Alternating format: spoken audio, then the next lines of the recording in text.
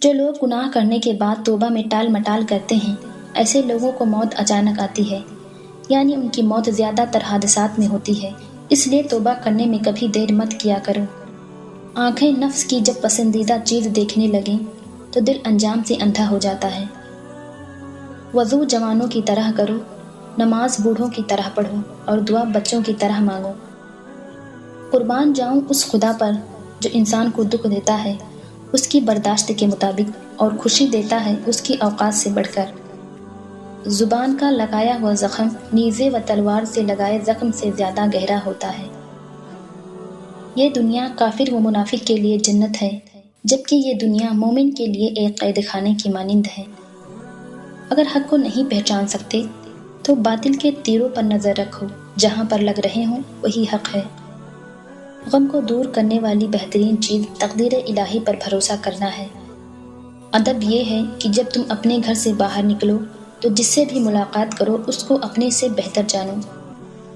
بعض لوگوں کے مرنے سے بہت سے لوگ مر جاتے ہیں اور بعض لوگوں کی مرنے سے بہت سے لوگ جینے لگتے ہیں۔ یہ اپنے اپنے کردار کا نتیجہ ہے۔ دو چیزوں نے انسان کو ہلاک کر ڈالا ہے، غربت کا خوف اور شہرت کی طلب۔ یاد رکھنا، غصے کی حالت میں کوئی فیصلہ نہ کرنا اور خوشی کی حالت میں کوئی وعدہ نہ کرنا۔ کھانا کھاتے وقت ذکر خدا کثرت سے کیا کرو اور کھاتے وقت باتیں نہ کرو۔ اے لوگوں، جب تم جانتے ہو کہ موت تمہاری طرف آ رہی ہے اور تمہاری زندگی موت کی طرف بڑھ رہی ہے تو سنو، کبھی بھی تمہاری موت کے ساتھ ملاقات ہو سکتی ہے، اس لیے موت کے لیے ہر وقت تیار رہنا چاہیے۔ اپنی زندگی کا ہر دن آخری دن سمجھ کر گزارا کرو تاکہ تم گناہوں سے بچ سکو۔ اے لوگوں، دنیا کو چھوڑ دو کہ دنیا کی محبت اندھا، بہرا اور گونگا بنا دیتی ہے اور سر بلند افراد کو بھی ذلیل و رسوا کر دیتی ہے۔ ایسا گنہگار جو اپنے گناہوں کا اقرار کرتا ہے، ایسے عمل کرنے والے سے بہتر ہوتا ہے جو اپنے عمل پر غرور کرتا ہے۔ سب سے پہلی چیز جو تم پر اللہ کے لیے واجب ہوتی ہے وہ یہ ہے کہ اس کے احسانات کا شکر ادا کرو اور اس کی رضا کو حاصل کرو۔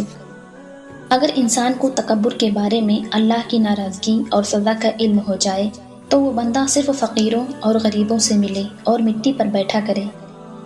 اللہ کے بندوں پر جبر نہ کیا کرو، کیونکہ خدا جابر بننے کی کوشش کرنے والے ہر شخص کی گردن توڑ دیتا ہے۔ غصہ ہر برائی کی کنجی ہے۔ غصہ چھپے ہوئے کینوں کو ابھارتا ہے۔ کثرت سے غصہ کرنے والے کی عقل زائل ہو جاتی ہے۔ توبہ کی حقیقت یہ ہے کہ گنہگار کا دل اس بات کا ارادہ کرے کہ جس گناہ سے استغفار کی ہے وہ اسے دوبارہ نہیں کرے گا۔